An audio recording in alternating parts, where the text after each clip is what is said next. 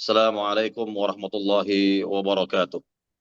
Waalaikumsalam warahmatullahi wabarakatuh. Innal hamdalillah nahmaduhu wa nasta'inuhu wa nastaghfiruh wa na'udzu billahi min shururi anfusina wa min sayyiati a'malina. May yahdihillahu fala mudilla lahu wa may yudlil fala hadiya lahu. Asyhadu an la ilaha illallah wahdahu la syarika lah wa asyhadu anna Muhammadan 'abduhu wa rasuluh. Ya ayyuhalladzina amanu taqullaha haqqa tuqatih wa la tamutunna illa wa antum muslimun. يا أيها الناس اتقوا ربكم الذي خلقكم من نفس واحدة وخلق منها زوجها وبث منهما رجالا كثيرا ونساء واتقوا الله الذي تساءلون به والأرحام إن الله كان عليكم رقيبا يا أيها الذين آمنوا اتقوا الله وقولوا قولا سديدا يصلح لكم أعمالكم ويغفر لكم ذنوبكم ومن يطع الله ورسوله فقد فاز فوزا عظيما. ما بعد فإن أصدق الحديث كتاب الله وخير الهدي هدي محمد صلى الله عليه وسلم وشر الأمور محدثاتها وكل محدثة بدعة وكل بدعة ضلالة وكل ضلالة في النار. Para jamaah yang dimuliakan Allah Subhanahu wa taala, alhamdulillahilladzi bi ni'matihi masalihat. Segala puji bagi Allah yang dengan nikmat-nikmatnya terlaksana amal-amal saleh. Para jamaah yang dimuliakan Allah Subhanahu wa taala, pada hari ini kita akan kembali menjelaskan tentang tauhid dari kitab tauhid buah karya Syekh Muhammad Tamimi rahimahullah taala, yang sekarang kita sampai kepada bab 29 dan akan kita sambung insyaallah kepada bab berikutnya, yaitu bab yang ke-30. Bab yang ke-29, judul dari bab yang dibawakan oleh Syekh Muhammad Tamimi adalah bab At-Tanjim. Bab tentang ilmu nujum, yaitu ilmu perbintangan, astrologi.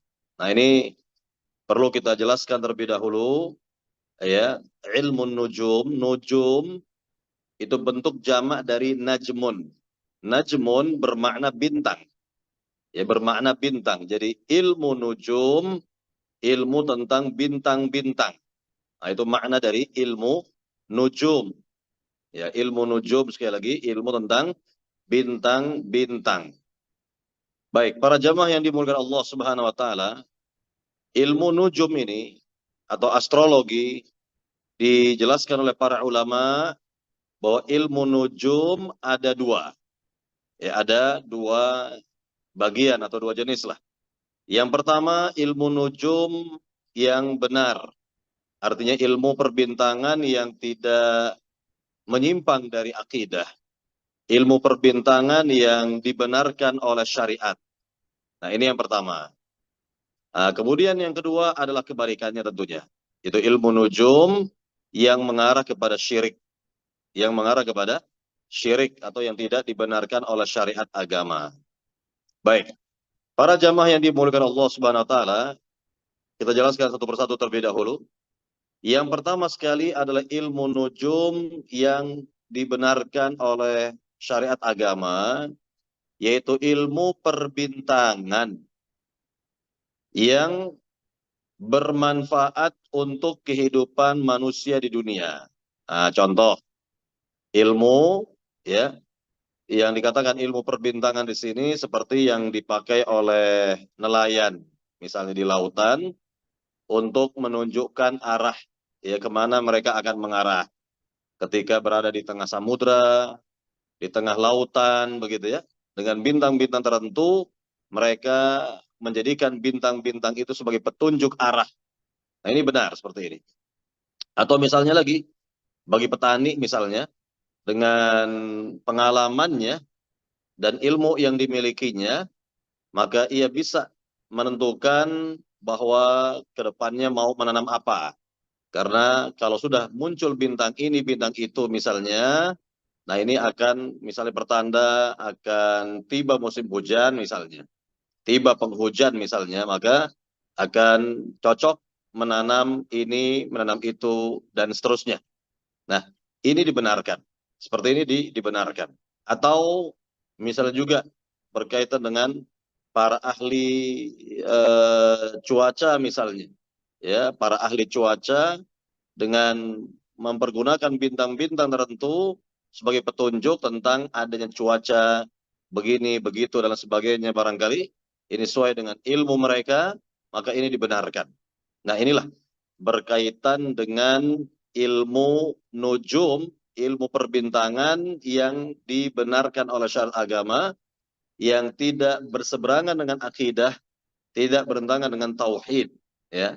Jadi mempergunakan bintang-bintang di langit sebagai petunjuk-petunjuk kehidupan di dunia, apakah di darat, ya, di laut, ya, ataupun untuk kepentingan lainnya yang bermanfaat, yakni sesuai dengan ilmu pengetahuan, kemudian sesuai dengan logika akal manusia yang sehat, tidak berseberangan dengan akidah, maka inilah ilmu nujum yang dibenarkan.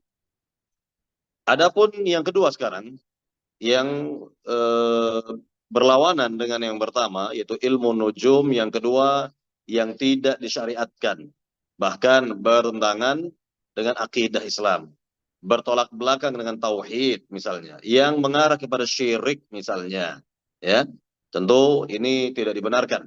Ya, misalnya menggunakan bintang-bintang tertentu di langit misalnya, ya, untuk kepentingan meramal nasib, untuk misalnya meramal takdir seorang misalnya, atau dengan rasi-rasi bintang tertentu. Nah ini, dengan rasi-rasi bintang tertentu, yakni dicoba untuk meramal nasib, meramal rizki seorang, meramal jodoh seorang, meramal, ya, bahagia atau tidaknya seorang hamba misalnya. Maka ini jelas tidak benar. Inilah yang disimpangkan oleh sebagian orang, sudah mengarah kepada syirik, wal'iyadzubillah. Nasallallahu salamata wal afiyah. Nah inilah berkaitan dengan dua macam ilmu nujum, ilmu perbintangan atau astrologi, ya, ada yang dibenarkan oleh agama dan kebalikannya ada pula yang tidak dibenarkan oleh agama kita. Baik para jamaah yang dimuliakan Allah Subhanahu wa taala, kita lihat dalil-dalil yang dibawakan di sini oleh Syekh Muhammad Tamimi rahimahullah pada bab yang ke-29 ini. Ada dalil dari Sahih Bukhari dari Al-Imam Qatadah, ya, dikatakan di sini bahwa khalaqallahu hadhin nujum li thalathin zinatan lis-sama wa rujuman lisyayatin wa alamatin yuhtada biha. Faman ta'awwala fiha ghaira dzalika akhta'a wa adha'a nasibahu wa kallafa ma la ilma lahu bihi, kata beliau. Artinya Allah Azza wa Jal menciptakan bintang-bintang di langit untuk tiga tujuan. Yang pertama, sebagai hiasan langit. Ya, disebutkan dalam ayat masabih. Ya, masabih yaitu lampu-lampu atau bagaikan lampu-lampu di langit yang dapat menerangi, ya, dan memperindah, ya, langit dunia. Nah ini tujuan yang pertama, Allah mencipta bintang-bintang di langit, yaitu zinatan lis-sama, sebagai hiasan langit. Yang kedua, yakni sebagai alat pelempar syaitan. Nah ini penting. Penting kita pahami bahwa di antara tujuan Allah mencipta bintang-bintang di langit yang jumlahnya sangat banyak sekali adalah untuk melempar syaitan dari golongan jin yang berusaha mencuri pendengaran di langit. Jadi yang namanya syaitan dari golongan jin dijelaskan oleh Nabi dalam hadisnya bahwa syaitan itu dari bumi ini, ya, mereka bertumpuk-tumpuk, ya, naik ke langit. Bertumpuk-tumpuk naik ke langit seperti, ya, kira-kira yang kita lihat, ya, pada lomba panjat pinang. Ya, pada lomba panjat pinang kan bertumpuk-tumpuk itu. Bertumpuk-tumpuk dari bawah ke atas kan begitu, ya. Nah, begitu pula syaitan dari golongan jin bertumpuk-tumpuk dari bumi ini ke langit, ya, berusaha mencuri pendengaran di langit.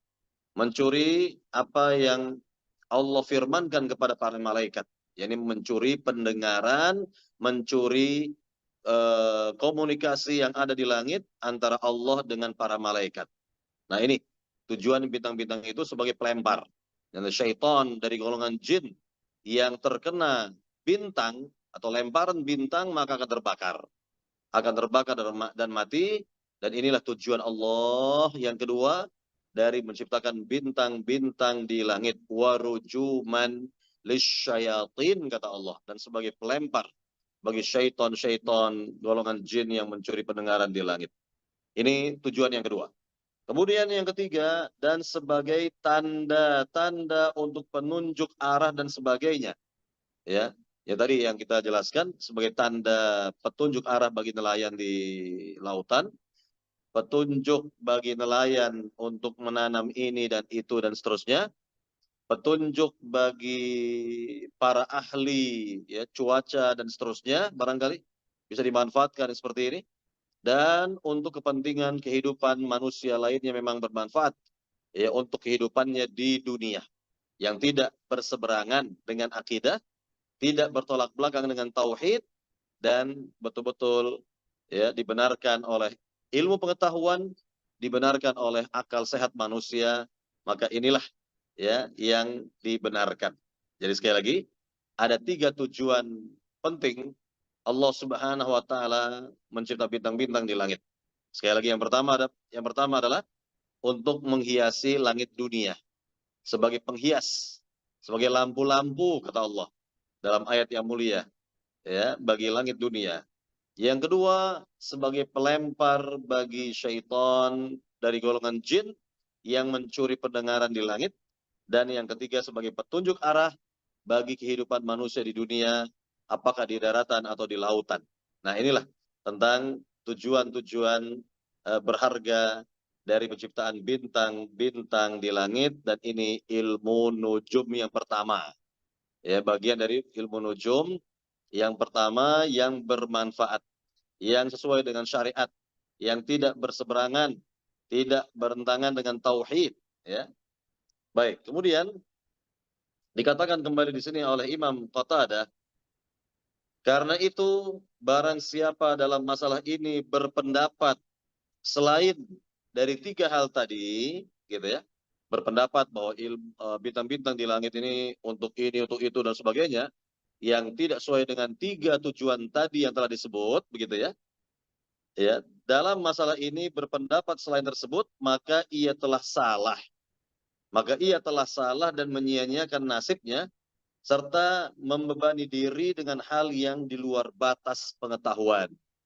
Ya, ini berkaitan dengan perkara-perkara gaib, ya. Berkaitan dengan perkara-perkara gaib yang dilakukan oleh sebagian orang dalam rangka ramal meramal nasib misalnya, ya. Dalam rangka apa? Ramal meramal nasib. Nah, ini tidak benar. Atau meramal jodoh, meramal rezeki seorang, meramal kedudukan dan pekerjaan seorang dan lain sebagainya lah.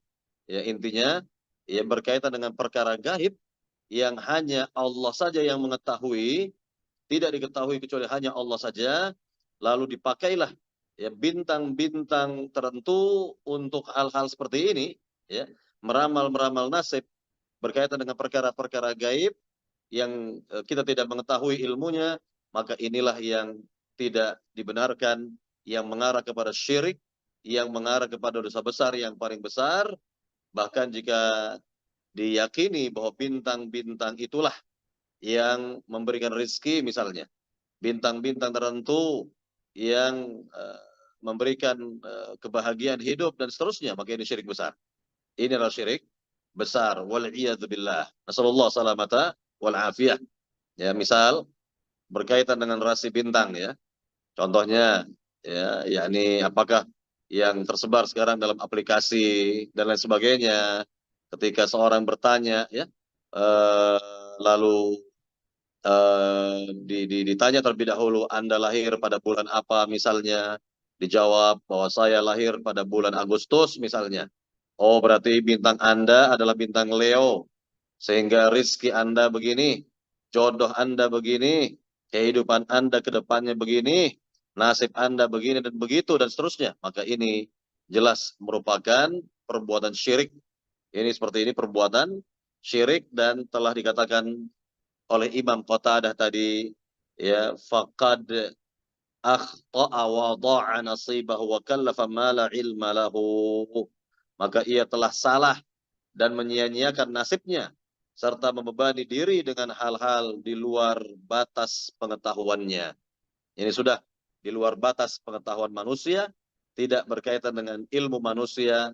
Ini justru berkaitan dengan perkara gaib yang seorang mereka-reka, menebak-nebak, ya, yakni nasib seorang atau takdir seorang misalnya, maka yang seperti ini adalah perbuatan syirik. Wal'iyadzubillah, nasallallahu salamata wal afiyah.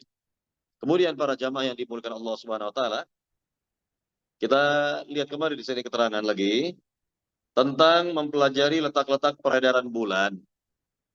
Imam Qatadah menyatakan makruh. Makruh, ya. Makruh. Sedangkan Ibnu Taimiyah tidak membolehkannya. Demikian disebutkan oleh Harb dari mereka. Tetapi Imam Ahmad dan Imam Ishaq membolehkan hal tersebut. Artinya di sini berkaitan dengan letak-letak peredaran bulan, kalau disalahgunakan maksudnya, kalau diarahkan kepada syirik maka tidak boleh.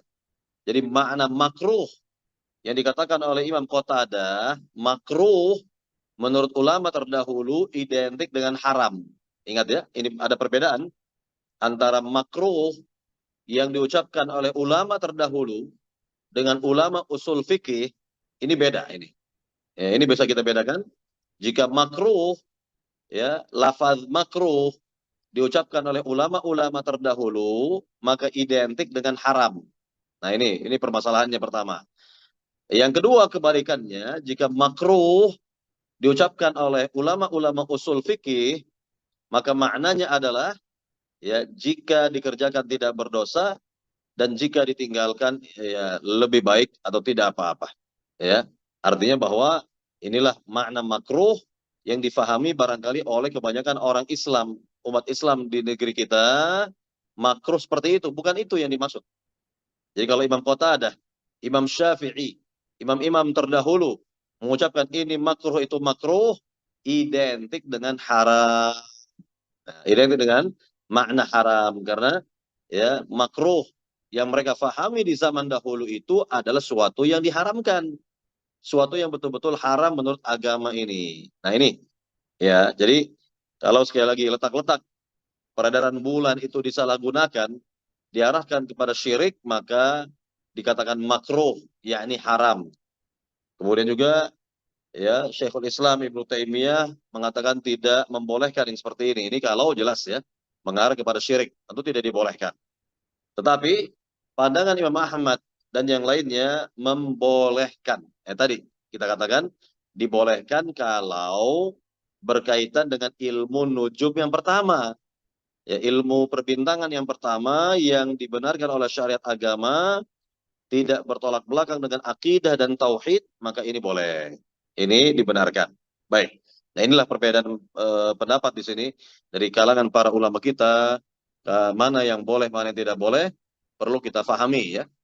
Perlu kita fahami. Jadi bukan makna ilmu nujum seperti yang difahami oleh sebagian umat Islam di negeri kita.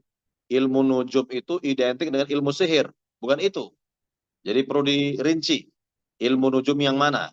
Ya, ilmu nujum yang bagaimana? Ilmu nujum yang mana yang dibenarkan? Ilmu nujum yang mana yang tidak diperkenankan oleh agama kita? Nah, ini perlu adanya keterangan secara rinci untuk menjelaskannya. Jadi ilmu nujum, ilmu tentang bintang-bintang. Ya, ada yang dibenarkan, ya, seperti tadi telah dijelaskan oleh, ya, Imam Qatadah untuk eh, sebagai tanda atau petunjuk dalam kehidupan di dunia, dan ini benar. Dan ada pula yang disimpangkan kepada syirik misalnya untuk meramal nasib, ya, untuk menduga-duga, menduga-duga, ya, mereka-reka takdir seorang, ya, di masa depan dan seterusnya. maka ini tidak dibenarkan. Seperti ini tidak dibenarkan. Ya, ini contohnya lagi. Mungkin hal yang mirip-mirip dengan seperti ini, misal di antara para ahli, ya, berkata dengan ilmunya, sesuai dengan ilmunya. Misal tentang ahli ekonomi, memprediksi, memperkirakan tahun depan perekonomian dunia secara global begini, begini, begini. Nah, ini boleh seperti ini, boleh karena berbicara dengan ilmunya. Atau misalnya lagi, ya, berkaitan dengan ahli kesehatan, dokter spesialis, memperkirakan tentang pasiennya, bahwa pasiennya tidak akan lama lagi hidupnya, diperkirakan tinggal seminggu lagi. Nah, tidak ada masalah, boleh. Ya, sang ahli berkata seperti ini karena ia berbicara dengan ilmu, bukan dengan ramalan. Beda dengan ramalan. Kalau ramalan identik tanpa ilmu, seperti dukun, paranormal, tukang sihir, atau yang semisal. Mereka adalah tukang ramal yang berupaya meramal nasib dengan, ya, ramalannya, bukan dengan ilmu. Nah, jadi berbeda dengan ahli ekonomi tadi atau ahli kesehatan tadi, ya, ataupun yang lainnya. Nah, inilah berkaitan dengan apa yang dijelaskan oleh para ahli, maka yang seperti ini dibolehkan, dibenarkan. Karena pada dasarnya mereka berbicara dengan ilmu, bukan dengan hawa nafsu, bukan dengan, ya, hal-hal yang tidak jelas, begitu ya. Nah, ini perlu kita bedakan yang seperti ini. Nah, kemudian kita dengar di sini Abu Musa menuturkan bahwa Rasulullah Shallallahu Alaihi Wasallam mengatakan kepada kita, salasatun la yadkhuluna al-jannata mudminu khamrin wa musaddiqum bisihri wa qati'u rahimin, kata Nabi. Ya, sekali lagi Nabi menjelaskan ada 3 jenis manusia yang tidak masuk surga. Ya, siapa itu? Siapa yang tidak masuk surga, kata Nabi Shallallahu Alaihi Wasallam? Yang pertama, mudminu khamrin, yaitu pecandu minuman keras. Yang kedua, musaddiqum bisihri, orang yang percaya dengan ilmu sihir. Ya, percaya dengan ilmu sihir. Dan yang ketiga, qati'u rahimin, orang yang memutuskan hubungan, ya, silaturahmi atau kekeluargaan. Hadis ini riwayat Imam Ahmad, ya. Dan kita lihat sekarang berkaitan dengan hadis yang mulia ini, yaitu pertama, Nabi jelaskan ada 3 golongan, kata Nabi. Ada 3 golongan yang tidak masuk surga. Nah, di sini Nabi sebutkan 3 saja, bukan sebagai pembatasan. Ingat, bukan sebagai pembatasan. Ini dikatakan di sini oleh Nabi seperti ini, yaitu dalam rangka, ya, mempermudah para sahabat untuk cepat mengingat, cepat menghafal, dan memahami apa yang Nabi sabdakan. Jadi intinya disebutkan 3 di sini bukan dalam rangka pembatasan, bukan. Jadi pada dasarnya banyak, ya, golongan-golongan manusia memang tidak akan masuk surga, tidak akan masuk surga, kan begitu. Ya, ini banyak ini. Nah, ini disebutkan 3 di sini bukan hanya untuk membatasi, tapi dalam rangka memberikan pengajaran yang cepat kepada para sahabat agar mereka langsung ingat, langsung memahami apa yang Nabi sabdakan.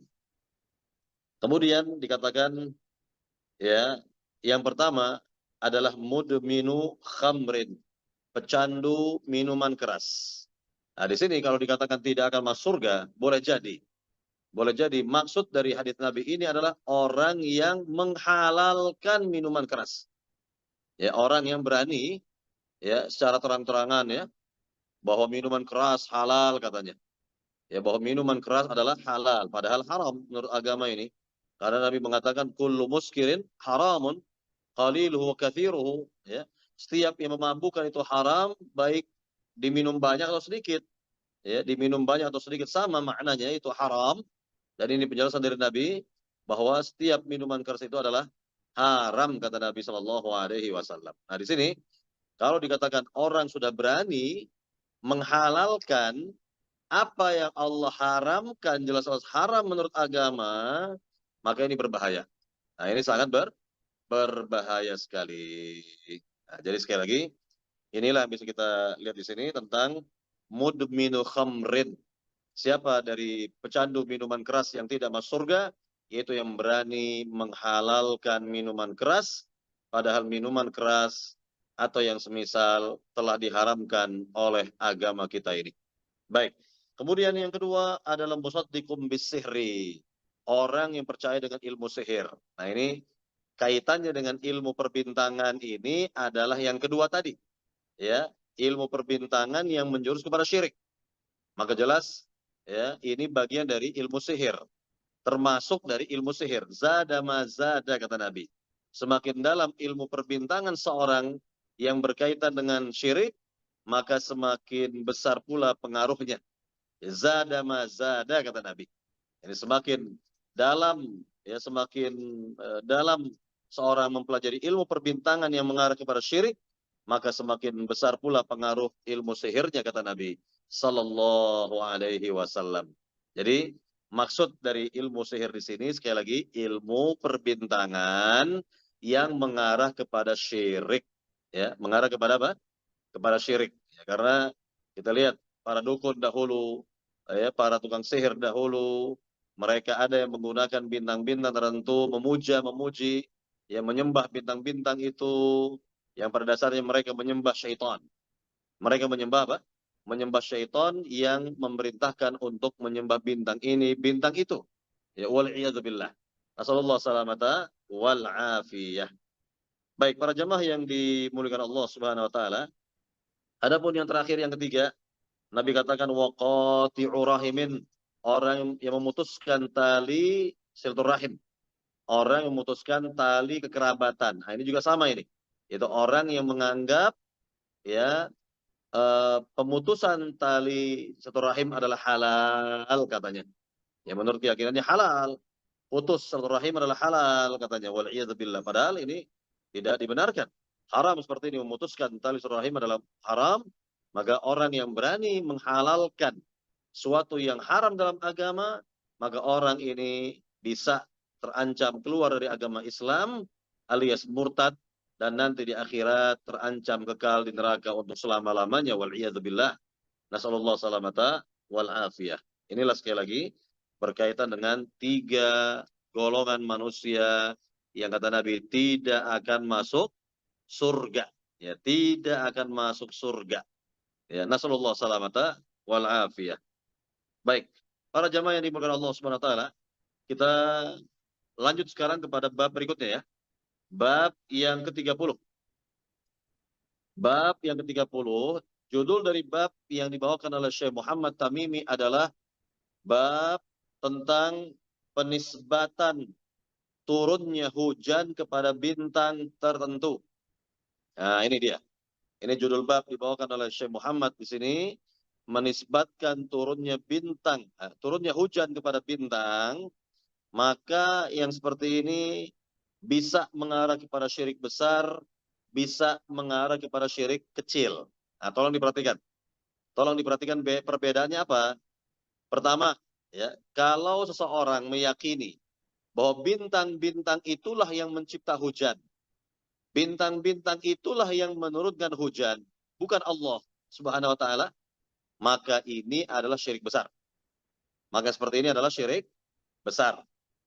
Yang kedua sekarang, kebalikan yang kedua, jika seorang meyakini Allah lah yang mencipta hujan, Allah lah sebagai pencipta hujan, namun dengan sebab bintang ini, bintang itulah hujan dapat turun, hujan bisa turun, maka yang seperti ini bisa mengarah kepada syirik kecil. Yang seperti ini adalah syirik kecil. Ya, wal'iyadzubillah. Nasallallahu salamata wal afiyah. Jadi inilah berkaitan dengan makna menisbatkan turunnya hujan kepada bintang. Ya, kepada bintang gitu ya. Baik, para jemaah yang dimuliakan Allah Subhanahu wa taala, kita lihat dalil-dalil yang dibawakan di sini. Ada beberapa dalil yang bisa kita lihat. Yang pertama dalam firman Allah Subhanahu wa taala dalam surat Al-Waqi'ah ayat 82, di mana Allah Subhanahu wa taala berfirman, "Wa taj'aluna rizqakum annakum tukadzibun." Dan kalian membalas rizki yang telah dikaruniakan Allah kepada kalian dengan cara mendustakan Allah. Ya, jadi makna rizki di sini adalah hujan. Jadi rizki maknanya sangat luas. Ya, kita ulangi lagi, saya ulangi bahwa makna rizki itu luas sekali. Ya, bisa rizki itu bermakna materi atau non materi.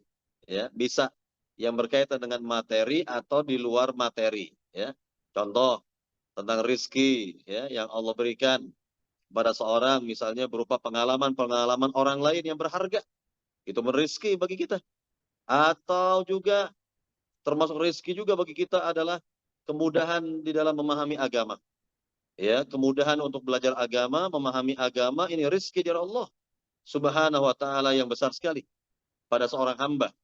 Ya, yang Allah berikan kepada seorang hamba, bisa belajar dengan baik, ya bisa hadir di majelis ilmu, ya bisa memahami dengan baik, ya bisa yakni mendapatkan kebaikan-kebaikan dari belajar ilmu agama, maka ini rizki dari Allah Subhanahu wa taala. Rizqum minallah. Rizki dari Allah Subhanahu wa taala. Wa taj'aluna rizqakum annakum tukadzibun. Adapun rizki dalam ayat yang mulia ini bermakna hujan. Ya, bermakna hujan, yaitu kalian membalas rizki, membalas hujan yang Allah karuniakan kepada kalian dengan cara mendustakan Allah. Bagaimana mendustakan Allah di sini? Yaitu menyatakan bahwa hujan turun dengan sebab bintang ini, bintang itu. Bukan karena keinginan Allah Subhanahu wa taala, bukan. Nah, ini artinya mendustakan Allah, mendustakan Rabbul Alamin, mendustakan Allah Subhanahu wa taala, yaitu dengan cara menisbatkan turunnya hujan kepada bintang, bukan kepada Allah. Apalagi kalau ya seorang meyakini bahwa bintang itulah yang mencipta hujan, yang menurunkan hujan, maka ini sudah ya merupakan syirik besar, bagian dari syirik besar. Nauzubillah min dzalik. Nasallallahu salamata wal afiyata. Baik, para jamaah yang dimuliakan Allah Subhanahu wa taala, inilah maksud dari ayat yang mulia ini, bahwa banyak di antara orang-orang, banyak di antara manusia, kata Allah, mendustakan rizki Allah berupa hujan yang Allah karuniakan kepada manusia dengan cara mereka mengklaim bahwa hujan itu turun dengan sebab bintang ini, bintang itu, dengan kemauan bintang ini, bintang itu, dan seterusnya. Padahal ya hujan adalah makhluk, bintang juga makhluk, ya bintang sama-sama makhluk dengan hujan, ya yang al-khaliq hanyalah Allah Subhanahu wa taala, sang pencipta hanyalah Allah Rabbul Alamin. Baik, para jamaah yang dimuliakan Allah Subhanahu wa taala, kita lihat dalil berikutnya di mana Nabi Shallallahu alaihi wasallam bersabda, ini dari sahabat Abu Malik Al-Asy'ari, apa kata Nabi? Arba'un fi ummati min amril jahiliyah la yatrukunahun al-fakhru bil ahsabi والطعن في الأنساب والاستسقاء بالنجوم والنياحة على الميت وقال النائحة إذا لم تتب قبل موتها تقام يوم القيامة وعليها سربال من قطران ودرع من جراب. Artinya ada 4 perkara, kata Nabi, 4 perbuatan yang terdapat pada umatku yang termasuk dari perbuatan kaum jahiliyah dahulu yang tidak ditinggalkan oleh mereka. Pertama, kata Nabi apa? Membanggakan leluhur, bangga terhadap nenek moyang. Yang kedua, mencela keturunan. Yang ketiga, menisbatkan turunnya hujan kepada bintang-bintang. Dan yang keempat, meratapi orang yang sudah mati. Lalu beliau bersabda, apa kata Nabi? Wanita yang meratapi orang mati, apabila belum bertaubat sebelum meninggal, akan dibangkitkan pada hari kiamat kelak, dan dipakaikan kepadanya pakaian yang berlumuran cairan tembaga, naudzubillah, serta mantel dari penyakit kulit, ya penyakit gatal, naudzubillah min dzalik. Nasallallahu salamata wal afiyah. Ini hadis riwayat Imam Muslim. Sekali lagi Nabi SAW menjelaskan apa? Ada 4 perbuatan. Ya, sekali lagi Nabi mengatakan apa?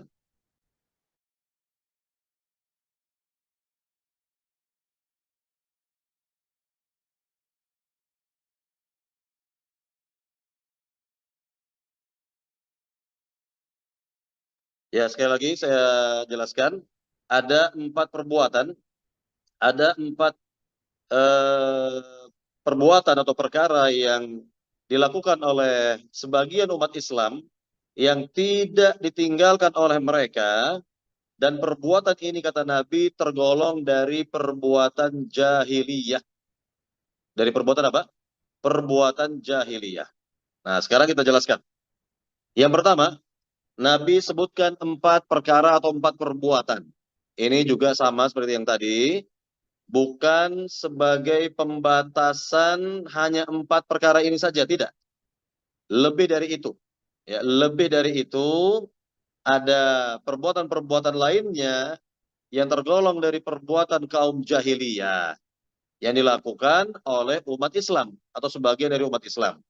Jadi sekali lagi, disebutkan 4 di sini bukan sebagai pembatasan. Ini dalam rangka memudahkan bagi para sahabat untuk cepat menghafal, cepat memahami apa yang Nabi sabdakan. Begitu ya. Yang pada dasarnya, untuk perkara-perkara jahiliyah ini lebih dari 4 yang dilakukan atau ada pada sebagian umat Islam begitu. Ya. Kemudian yang kedua, dikatakan perbuatan jahiliyah. Nah ini dalam rangka litanfir, untuk membuat lari orang. Membuat lari orang. Contoh, ada si A dan si B. Ya, si A melakukan perbuatan buruk, perbuatan jelek deh. Ya. Kemudian si B berkata, wahai A, ketahuilah perbuatan Anda ini adalah perbuatan jahiliyah. Nah, kira-kira ketika si A mendengar ucapan si B seperti ini, bagaimana sikap si A? Tentu tidak suka ya. Tidak senang dia. Dikatakan perbuatannya sebagai perbuatan kaum jahiliyah. Bayangkan, tersinggung dia, pasti tersinggung berat. Kenapa? Karena perbuatannya itu dianggap seperti perbuatan kaum jahiliyah. Perbuatan yang mengandung kebodohan lah begitu. Ya, jadi intinya ini ucapan seperti ini litanfir, untuk membuat lari orang begitu. Nah, jadi ada tujuannya Nabi mengatakan bahwa perbuatan ini adalah perbuatan jahiliyah kata Nabi Shallallahu Alaihi Wasallam. Dan memang betul kaum jahiliyah melakukan hal-hal seperti ini dahulu mereka ini.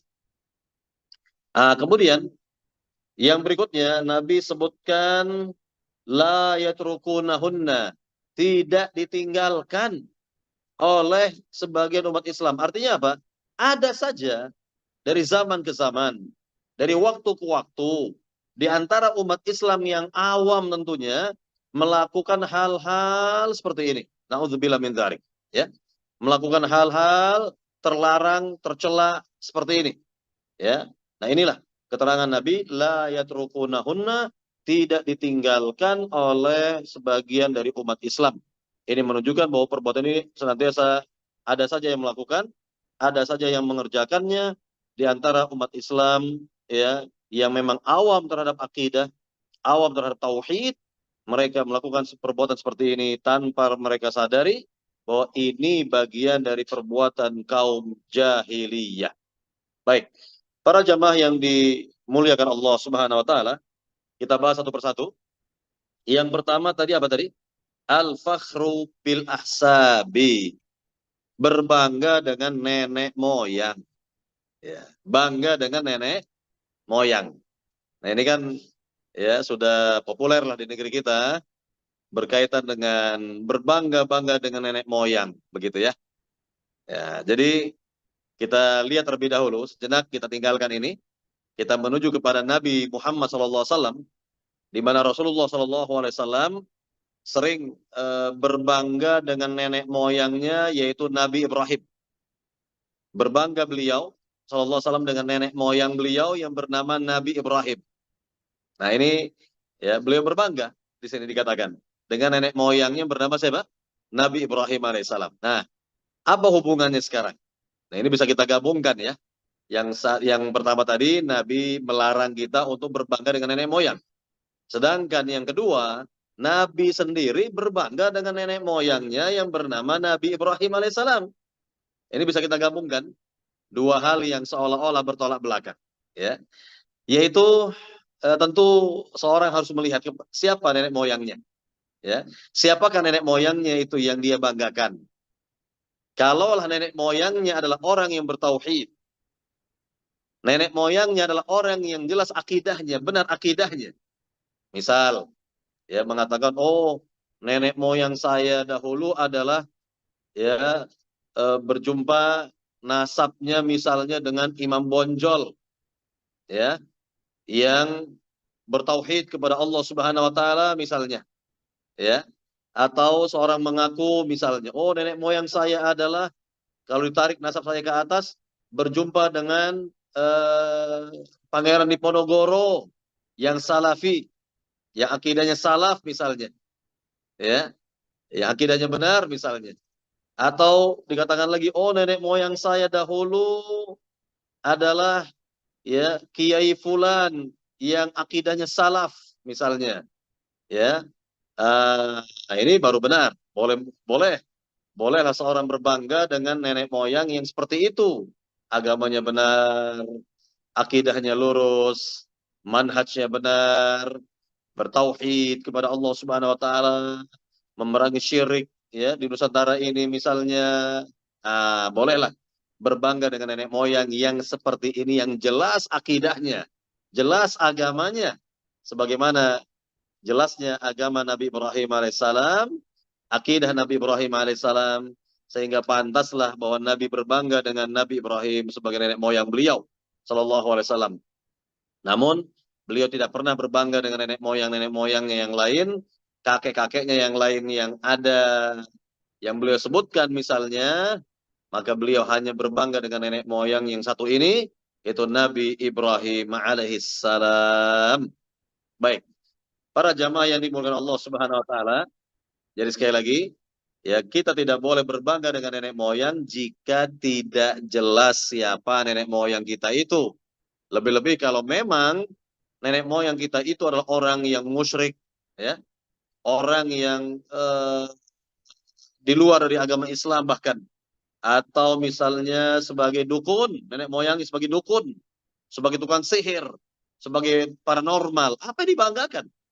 Apa pula yang dibanggakan dengan nenek moyang yang musyrikin, ya, musyrik mereka, musyrik, jelas musyrik, tidak bisa dibanggakan, tidak bisa dibanggakan, dan nanti di akhirat kita nafsi-nafsi, masing-masing kita akan berhadapan dengan Allah Subhanahu Wa Taala dan tidak akan ditolong dengan nenek moyang yang jelas-jelas mereka musyrik, berbuat syirik kepada Allah Subhanahu Wa Taala, ya, berbuat syirik kepada Allah Subhanahu Wa Taala. Maka Nabi menjelaskan dalam hadis, man batta amaluh lam yusri bihi nasabuh. Barang siapa yang amal-amalnya ketinggalan, amal-amalnya ketinggalan, yakni banyak beramal buruk, beramal jelek, berbuat syirik, berbuat bid'ah dalam agama, maka lam yusri bihi nasabuh, maka tidak akan dapat didahului atau ditolong oleh nasabnya kata Nabi, keturunannya, oleh kata Nabi Shallallahu Alaihi Wasallam. Nah inilah yang perlu kita pahami di sini, bahwa kita nanti di akhirat pun akan nafsi-nafsi, sendiri-sendiri, tidak ya ada bantuan, tidak ada pertolongan kecuali bantuan dan pertolongan atau syafaat dari hamba-hamba Allah yang bertauhid kepada Allah Subhanahu wa taala. Nah, inilah yang perlu kita jelaskan, yang perlu kita tegaskan di sini, berbangga dengan nenek moyang. Boleh ya berbangga dengan nenek moyang kalau nenek moyangnya salafi. Nenek moyangnya muwahhid, orang yang bertauhid, jelas-jelas bertauhid kepada Allah Subhanahu wa taala, tidak berbuat syirik, ya tidak berbuat bid'ah-bid'ah dalam agama, berada dalam sunnah Nabi yang mulia sallallahu alaihi wasallam. Nah, silakan berbangga dengan nenek moyang yang seperti ini. Tapi jika nenek moyangnya adalah musyrik, ya, mulhid, yakni ateis bahkan, atau agama tidak jelas, ya, dinamisme, animisme, dan yang lainnya yang berseberangan dengan agama Islam, apa yang dibanggakan? Apa yang dibanggakan seperti ini? Nah, jelaslah kita dalam hadis ini bahwa Nabi yang mulia SAW berbangga dengan nenek moyang beliau, yaitu Nabi Ibrahim, karena Nabi Ibrahim adalah ya imamul muwahhidin, bapak ya orang-orang yang bertauhid kepada Allah Subhanahu wa taala, ya imam, pemimpin orang-orang yang bertauhid kepada Allah Subhanahu wa taala, ya. Jelaslah bagi kita tentang Nabi yang mulia ini. Tidak diragukan lagi. Tidak diragukan lagi tauhidnya Nabi Ibrahim, akidahnya Nabi Ibrahim, bagaimana ketaatan beliau kepada Allah Subhanahu wa taala, bagaimana kesolehan Nabi Ibrahim alaihissalam, kesabaran beliau, ketabahan beliau. Ini perlu kita contoh. Oleh sebab itu Allah Subhanahu wa taala perintahkan Nabi Muhammad sallallahu alaihi wasallam untuk mengikuti nenek moyangnya itu Nabi Ibrahim alaihissalam, wattabi' millata Ibrahim, dan ikutilah agama Nabi Ibrahim alaihissalam. Baik, para jamaah yang dimuliakan Allah Subhanahu wa taala. Kemudian yang berikutnya watta'nu fil ansabi, mencela keturunan. Nah, ini sebagai dasar ya diharamkannya membuli.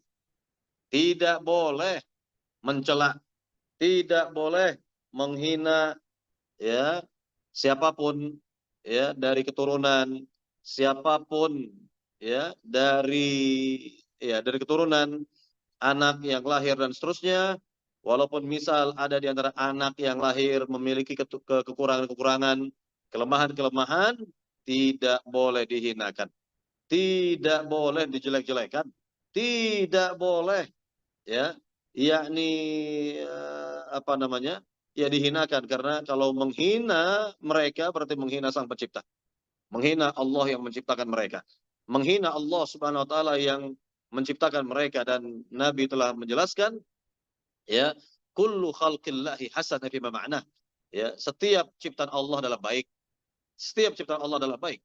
Artinya tidak ada istilah anak yang istilahnya nakal tuh nggak ada. Semua anak tuh hebat semua.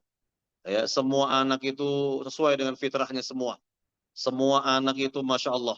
Allah ciptakan ya mereka itu sesuai dengan fitrahnya, sesuai dengan fitrahnya. Dan semua anak itu memiliki kebaikan-kebaikan dan kelebihan-kelebihan.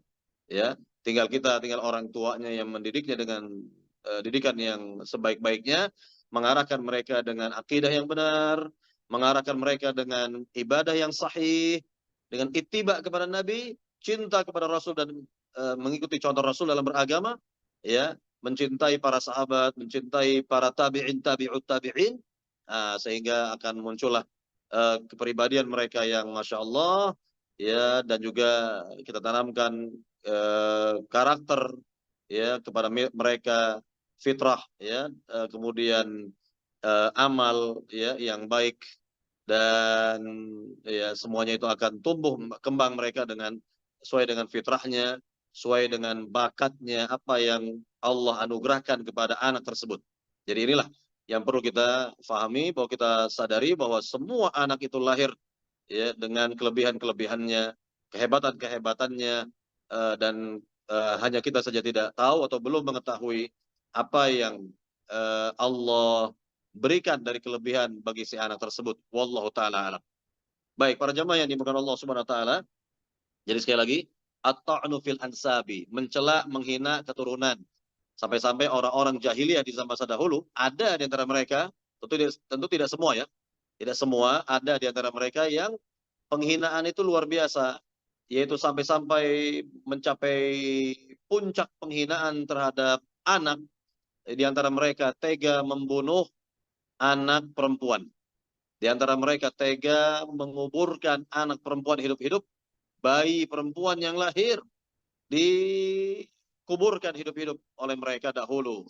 Wa wa'dul banat, dan ya apa namanya menguburkan ya anak perempuan hidup-hidup di masa dahulu. Ini yang dilakukan oleh sebagian orang-orang jahiliyah. Ini bagian dari menghinakan keturunan, ya, menghinakan keturunan. Jadi karena mereka beranggapan kalau punya anak perempuan itu menyusahkan, gitu kata mereka, menyulitkan, bahkan aib bagi keluarga kalau mereka punya anak perempuan. Ya, kalau mereka punya anak perempuan, karena memang mereka berharap punya anak laki-laki, punya anak laki-laki yang akan meneruskan kejayaan mereka, kemuliaan mereka, katanya memimpin perang sebagai panglima perang dan seterusnya. Makanya mereka memberikan nama ya, nama bagi anak laki-laki mereka itu dengan nama-nama binatang buas. Dengan nama-nama binatang buas. Ya, misalnya ada di antara nama anak mereka bernama Kilab. Kilab ini bentuk jamak dari kalbun. Kalbun arti anjing. Nah, kalau kilab, anjing-anjing. Artinya, nama ini akan disebut jika si anak sudah dewasa, memimpin pasukan perangnya, berhadapan dengan musuh, maka dia akan berkata kepada musuhnya, saya adalah kilab, anak kilab. Ya, siapa yang berani dengan kilab? Ah, kira-kira begitu. Ada yang menamakan dengan asad, ya, harimau, ataupun yang lainnya dengan nama-nama binatang buas. Nah, ini tujuan mereka untuk menggentarkan, membuat takut hati musuh yang menghadapinya begitu, yang dihadapi oleh mereka. Nah, inilah tujuan mereka. Maka mereka bangga sekali kalau lahir bagi mereka anak laki-laki. Nah, kira-kira begitu. Baik. Para jamaah yang dimuliakan Allah Subhanahu wa taala, kita lihat at-ta'nu fil ansabi, mencela keturunan. Ya, sudah saya katakan sekali lagi bahwa ini dalil, ya, untuk pengharaman bully, ya. Tidak boleh membuli siapapun, ya. Anak siapapun dibuli tidak boleh. Tidak dibenarkan, tidak dibolehkan. Haram hukumnya. Ya, mencela siapapun, ya, dari ciptaan Allah Subhanahu wa taala. Kemudian yang ketiga kita masuk wal istisqa bin nujum, ya, istisqa bin nujum yaitu menisbatkan turunnya hujan dengan bintang. Nah, ini sudah kita jelaskan tadi, ya, di antara orang ada yang meyakini bahwa bintang-bintang tertentu itulah yang bisa menurunkan hujan misalnya. Bahkan lebih dari itu, ya, kalau seorang meyakini bahwa bintang itulah yang mencipta hujan, menurunkan hujan, maka ini sudah syirik besar.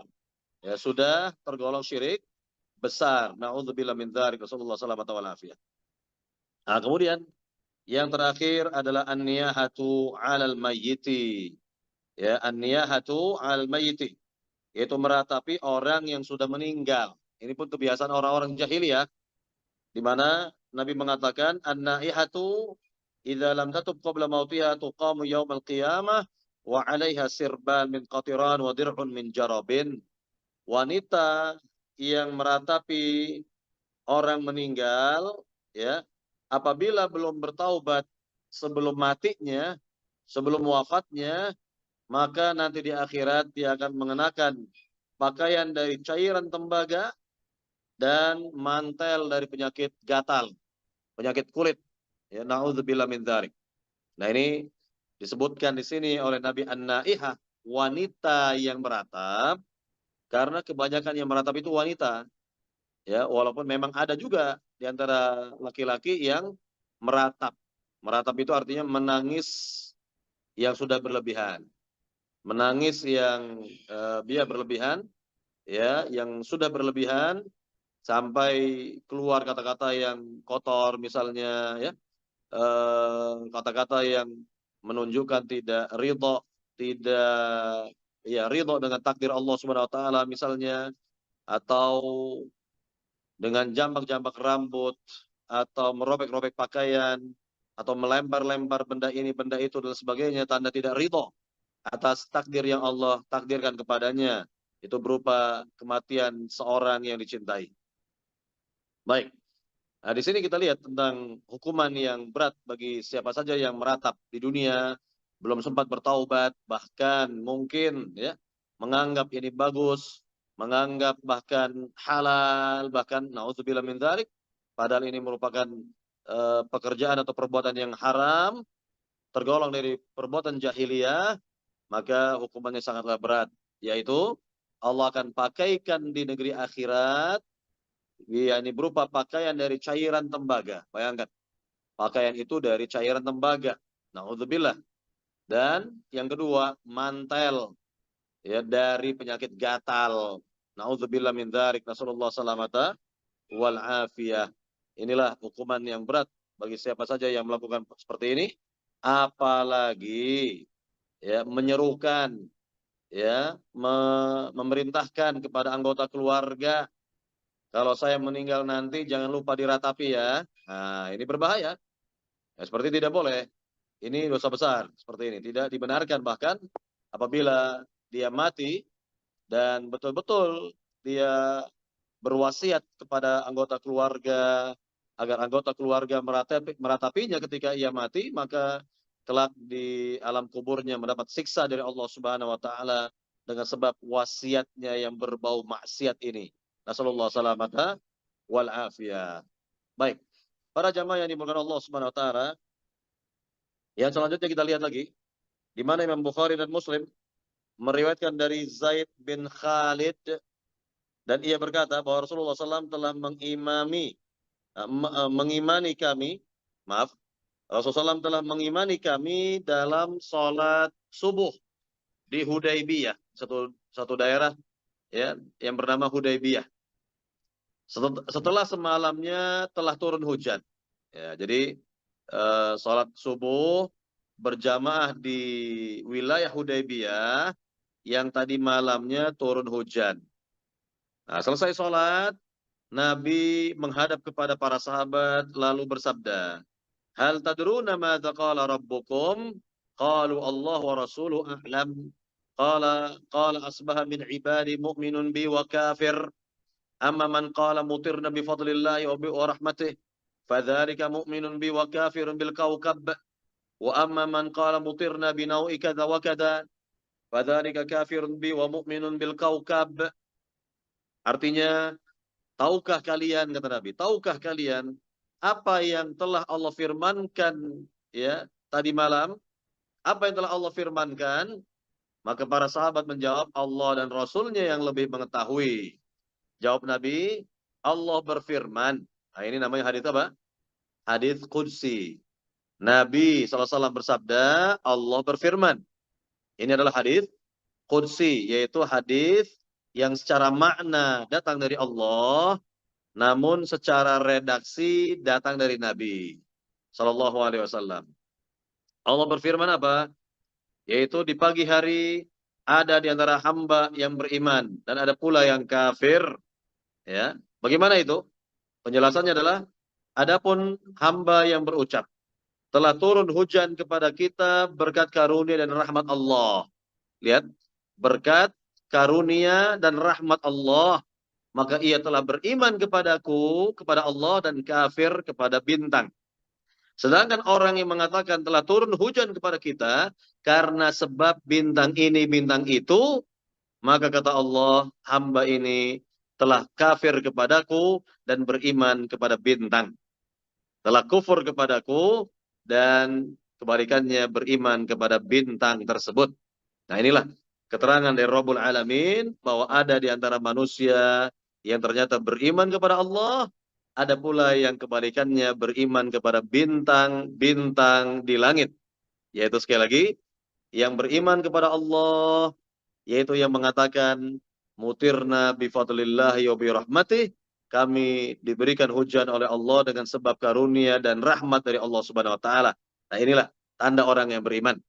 Nah, kebalikannya sekarang, kebalikannya orang yang tidak beriman adalah orang yang mengatakan mutirna binaui kadza wa kadza.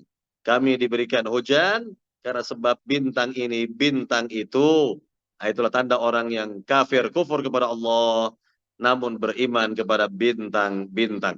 Begitu.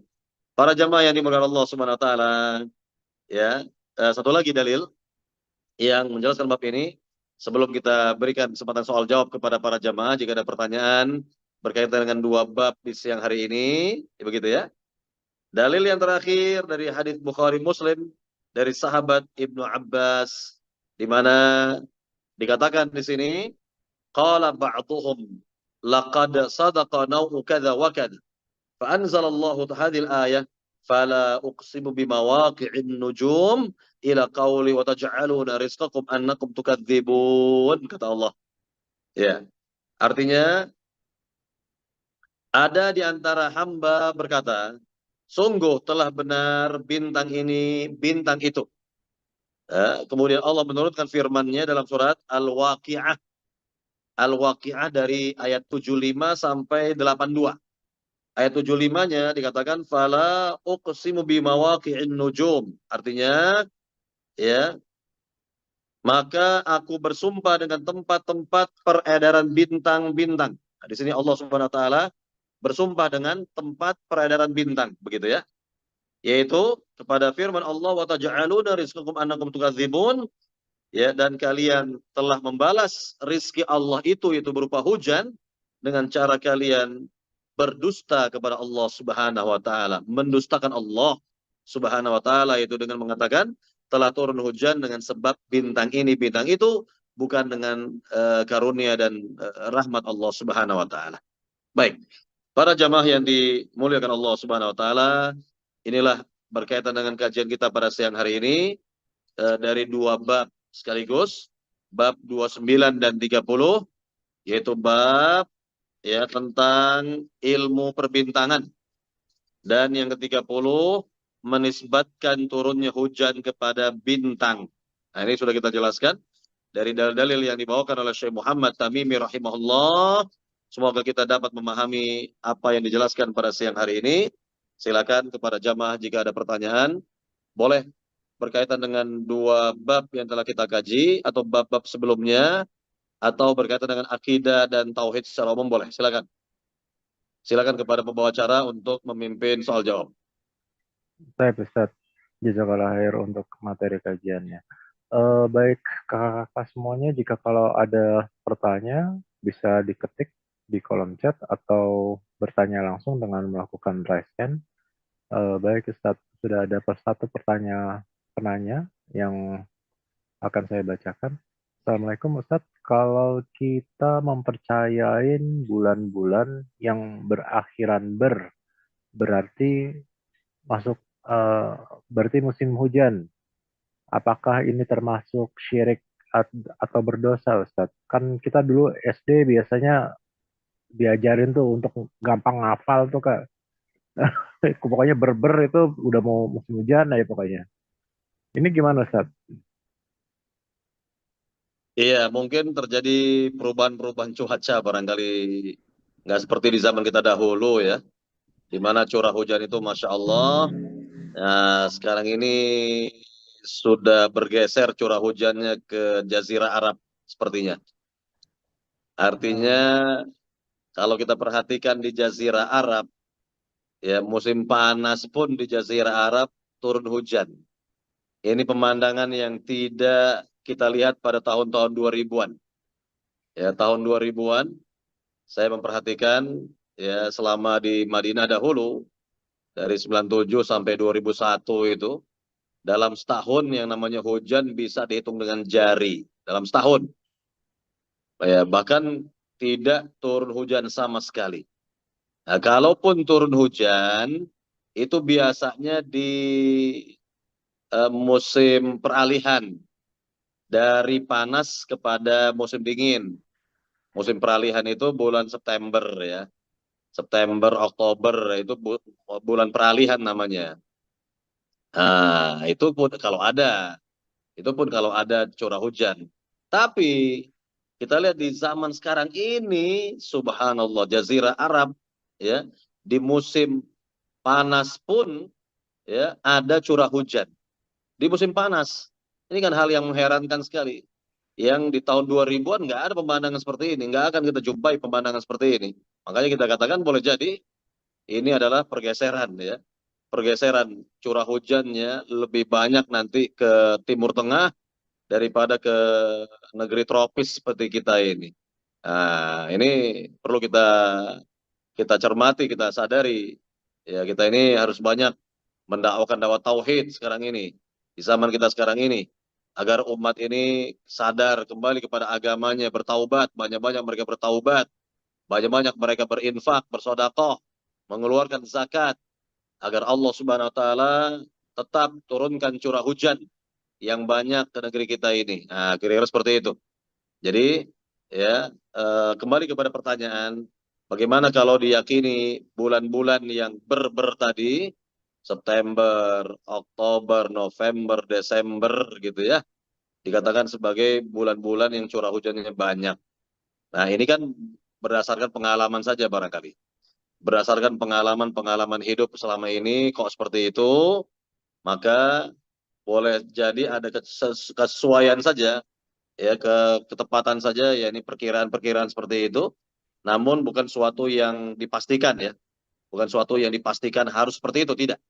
Boleh jadi bulan Januari curah hujannya lebih besar. Atau Februari, banjir di mana-mana bulan Februari, misalnya kan, ya banjir di mana-mana tuh, misal bulan Februari itu luar biasa itu. Nah ini boleh terjadi, bisa terjadi, ya. Atau bulan ketiga misalnya, banyak curah hujannya, kita nggak tahu, kita tidak tahu seperti ini. Yang jelas, ya, kalau berdasarkan pengalaman saja tidak ada masalah. Berdasarkan apa? Pengalaman saja seperti itu tanpa diyakini, ya, tentunya tanpa diyakini dengan seyakin-yakinnya tidak ada masalah. Ya dahulu seperti itu, ya dahulu. Cerita dahulu dengan sekarang berbeda gitu ya. Nggak disamakan dengan yang sekarang ini. Sampai kita berada di bulan Oktober saja ini, di penghujung bulan Oktober, kalau kita berada di daerah Jakarta, Depok dan sekitarnya mungkin curah hujannya masih kurang. Ya masih sangat kurang kan begitu. Kecuali kalau kita berada di Bogor gitu ya. Dan berada di daerah-daerah puncak Bogor misalnya, ini sudah hampir tiap hari nih. Sudah hampir tiap hari hujan di sini, kan begitu.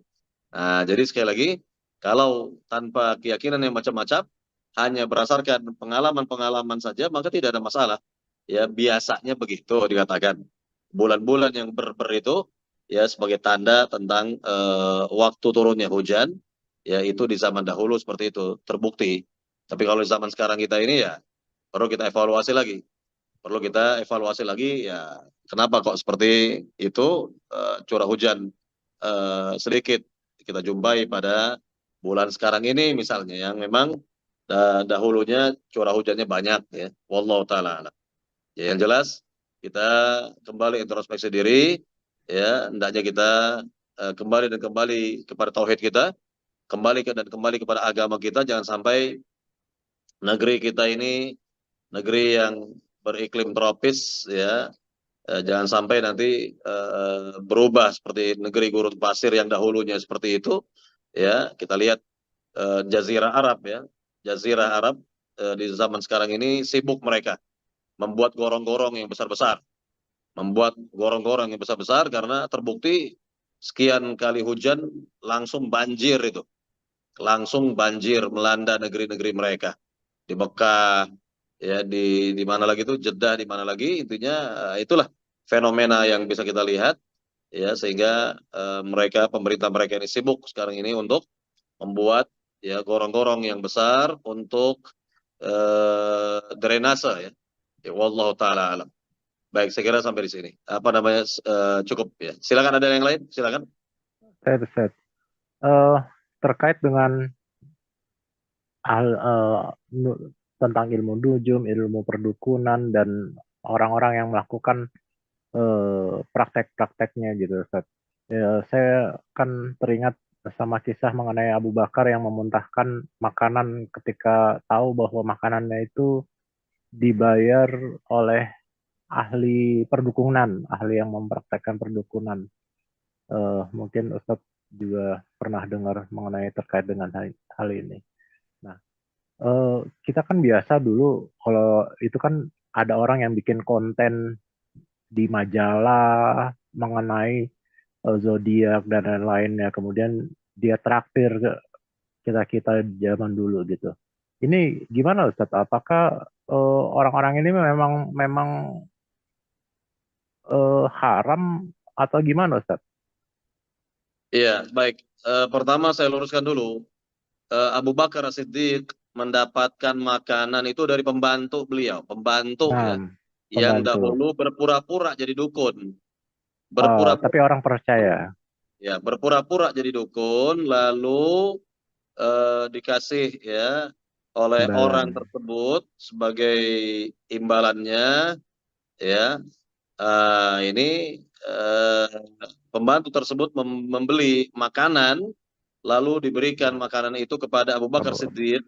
Kemudian setelah Abu Bakar mengetahui asal muasal makanan itu, maka beliau muntahkan. Ya, beliau muntahkan, kira-kira begitu. Nah, jadi inilah yang kita lihat dari apa yang dilakukan oleh pembantu Abu Bakar As-Siddiq dan sikap wara, sikap hati-hatinya Abu Bakar As-Siddiq radhiyallahu taala an, sampai beliau memuntahkan makanan yang telah dia makan itu, agar yang masuk ke dalam tubuhnya betul-betul yang halal. Nah, kira-kira begitu. Nah, sekarang kalau berkaitan dengan pertanyaan tadi, kita ditraktir ya. Traktir oleh orang-orang yang seperti ini, ya kita pun mestinya bersikap warok ya. Bersikap hati-hati dalam kehidupan kita. Jangan sampai kita ini memakan dan minum dari makanan dan minuman yang syubhat atau bahkan haram ya, atau dari hasil yang haram begitu. Nah, ini pun harus kita hati-hati dalam kehidupan ini karena kehidupan kita ini sebentar saja di dunia yang nanti di akhir akan bertanggung jawab atas apa yang kita lakukan selama hidup di dunia. Jangan sampai apa yang masuk ke dalam tubuh kita ini ya, makanan atau minuman yang tidak jelas halal dan haramnya. Apakah dari sisi zat ya, makanan dan minuman itu tidak halal atau dari cara mendapatkannya yang tidak halal. Ya, dari jalan-jalan yang tidak halal, cara-cara yang tidak halal untuk mendapatkan makanan atau minuman tersebut ya. Waliyadzubillah. Maka ini pun harus kita berhati-hati. Harus kita berhati-hati di zaman sekarang ini karena sebagian orang memiliki penghasilan yang tidak jelas. Memiliki penghasilan yang bisa dikatakan syubhat bahkan atau bahkan lebih dari itu haram misalnya. Nah, ini kita hati-hati. Ya, hati-hati yang seperti ini. Jangan kita asal makan dan minum ya. Wallahu taala alam. Baik, silakan yang lain. Nah, nah Ustaz. Kanila biasanya nih ada pertanyaan nih Kanila nih. Mungkin lagi sibuk koneksi datanya dari tadi muncul ide, muncul hilang, muncul hilang. Nah, terkait dengan kan terkait dengan ini Ustaz, apa namanya, kalau kalau kita nelayan kan, nelayan itu kan biasa kita harus melihat bintang, kan ada bintang utara, bintang barat dan lain-lain ya Ustaz. Nah, kita kan kalau itu kan ada sistem navigasi dan itu dipelajari dan itu ilmu sains gitu yang memang terbukti. Eh, apakah eh, ilmu-ilmu seperti ini, ya ilmu astronomi dan lain-lainnya ini eh, masih bisa boleh dipelajari, masih bisa boleh kita pelajari untuk hari-hari ke depan, untuk anak-anak kita atau gimana Ustaz? Iya, boleh, boleh saja berkaitan dengan bintang-bintang yang Allah cipta di langit. Kemudian kita mempelajari bintang-bintang tersebut untuk kehidupan kita di dunia tidak ada masalah. Tidak ada masalah karena Allah sendiri menjelaskan wa alamat yuhtada ya, dan sebagai petunjuk-petunjuk yang apa namanya, seorang mendapatkan arahan atau petunjuk lah begitu sebagai tanda untuk petunjuk kehidupan. Nah, ini boleh, seperti ini boleh. Boleh saja.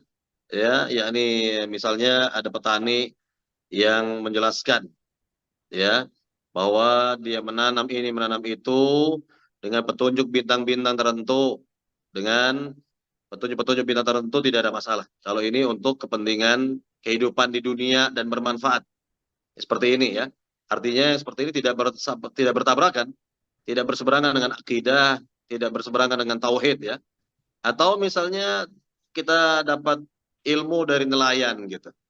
Dapat pencerahan dari nelayan bahwa dia sering menggunakan bintang ini, bintang itu di langit ya untuk petunjuk arah menuju utara, menuju selatan dan lain sebagainya, begitu ya. Bahkan nelayan itu berhari-hari di lautan, di tengah lautan, namun nggak pernah kesasar kalau pulang kan? Tidak pernah kesasar kalau pulang. Kenapa? Karena memakai petunjuk bintang di langit. Nah, ini boleh, seperti ini boleh. Tidak ada masalah. Ini bermanfaat, ya. Yang seperti ini ilmu yang bermanfaat atau pengetahuan yang bermanfaat, tidak berseberangan dengan tauhid atau akidah Islam. Ya, jadi boleh saja seorang memiliki ilmu seperti ini, mendalami seperti ini, atau mengajarkan generasi muda ya dengan hal-hal seperti ini yang memang tidak mereka dapat di bangku sekolah, di bangku kuliah, gitu ya, tidak mereka dapati. Nah, ini boleh, boleh mengajarkan generasi hal-hal yang seperti ini, tidak ada masalah. Nah, silakan kalau ada pertanyaan lain. Barangkali ada Saya pertanyaan dari jamaah, silakan. silakan kakak-kakak, jika kalau ada yang ingin bertanya bisa langsung raise hand atau ketik di kolom chat. Eh, Baik Ustaz. Berarti tidak ada masalah ya? Karena ini kan kalau kalau saya apa namanya dulu belajar pramuka kan survival itu kan di hutan kita nggak ada petunjuk arah dan lain-lainnya, kita naik pohon lihat bintang, oh itu sana utara, oh sana barat gitu. Jadi ya eh, ilmu itu tuh kita kita dapatkan di situ Ustaz. Eh, Iya, betul. baik. Iya, betul sekali. Jadi boleh dimanfaatkan, dipergunakan apa yang Allah cipta di alam semesta ini berupa bintang contohnya untuk kehidupan kita, kita dapat menempuh perjalanan ke arah mana yang kita inginkan dengan bantuan bintang di langit. Nah, ini boleh seperti ini, tidak ada masalah. Ya, jadi ya kalau yang seperti ini sudah dipakai oleh orang zaman dahulu ya, sudah banyak orang-orang dahulu memakai petunjuk-petunjuk bintang itu untuk apa namanya petunjuk arah ya di lautan atau di daratan. Ya seperti ini boleh dibenarkan. Nah, Ya. nah Ustaz. Baik, terkait dengan Ana pernah membaca Ustaz, apakah ini atsar atau apa atau ada dalilnya atau gimana Ustaz mengenai terkaitnya antara hujan dan kemaksiatan Ustaz. Apakah hujan itu memang berkaitan langsung dengan kemaksiatan Ustaz? Iya jelas. Di antaranya juga lihat dalam surat Nuh ya, dalam surat Nuh di mana Nabi Nuh alaihissalam memerintahkan kaumnya yang ingkar itu untuk bertauhid dan banyak bertaubat beristighfar kepada Allah. Sehingga Allah katakan yursilis sama alaikum midrara. Ya, yang Allah akan turunkan hujan kepada kalian. Allah akan turunkan hujan kepada kalian. Yang sebelumnya diperintah oleh Nabi Nuh agar mereka bertaubat. Bertaubat, beristighfar dari syirik mereka. Dari perbuatan syirik mereka. Kan begitu. Nah ini penting ini kita arahkan umat Islam sebelum mereka mungkin melakukan sholat istisqa. Diperintahkan dulu beberapa hari sebelumnya mereka untuk memperbanyak taubat mereka. Memperbanyak infak, sodakoh, zakat mereka. Begitu. Ya. Jadi ini diantara sebab, diantara faktor Allah Subhanahu wa taala tidak turunkan hujan kepada mereka karena sebab apa? Kemaksiatan mereka wal billah. Nasallallahu salamata wal afiyah. Ya, ini ada kaitannya ya. Ada kaitannya dengan apa yang diperbuat oleh para hamba. Ya, karena dalam hadis ya disebutkan oleh Nabi tentang orang-orang yang tidak mau bayar zakat, contohnya tidak mau bayar zakat, maka tidak akan turun kepada mereka hujan walaupun setetes, kata Nabi. Laulal bahaim, kata Nabi, ya, laulal bahaim, fi makna. Kalaulah bukan keluhan binatang-binatang ternak, jadi binatang ternak itu mengeluh karena sudah lama tidak turun hujan, mereka mengeluh kepada Allah Subhanahu wa taala, ya, mereka mengeluh kepada Allah, maka Nabi mengatakan kalaulah bukan ya keluhan binatang ternak, maka kalian tidak akan diberi hujan oleh Allah Subhanahu wa taala. Nah, ini diantara faktor ya. Tidak turunnya rahmat Allah itu berupa hujan karena mereka ingkaran kufur, berbuat syirik kepada Allah Subhanahu wa taala, tidak mau bersedekah, berinfak atau tidak mau mengeluarkan zakat, maka Allah tahan hujan tidak turun kepada mereka. Nasallallahu salamata wal afiyah. Wallahu taala alam. Baik, silakan ada lagi? Eh, Ustaz, Ustaz, sepertinya Satu sudah pertanyaan lagi tidak. barangkali yang terakhir. Ayo kakak-kakak, mungkin Silakan dari ibu-ibu yang hadir. Kalau ada pertanyaan boleh. ini ibu semua ini. Iya, kalau pengajian siang-siang ya ibu-ibu yang hadir emang. Iya kak, kak, ya Ustaz. Kebetulan bapak-bapaknya lagi ada banyak kerjaan ini, udah mau akhir tahun ini, banyak proyek. Iya, Baik, para jemaah yang dimuliakan Allah Subhanahu wa taala, kalau memang tidak ada pertanyaan, kita akhiri sampai di sini.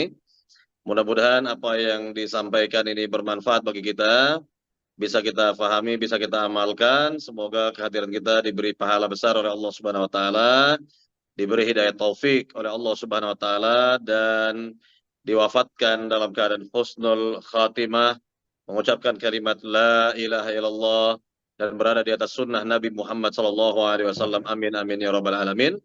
Kita akhiri dengan doa penutup majelis. Subhanakallahumma bihamdik. Asyhadu an la ilaha illa anta astaghfiruka wa atubu ilaik. Assalamualaikum warahmatullahi wabarakatuh.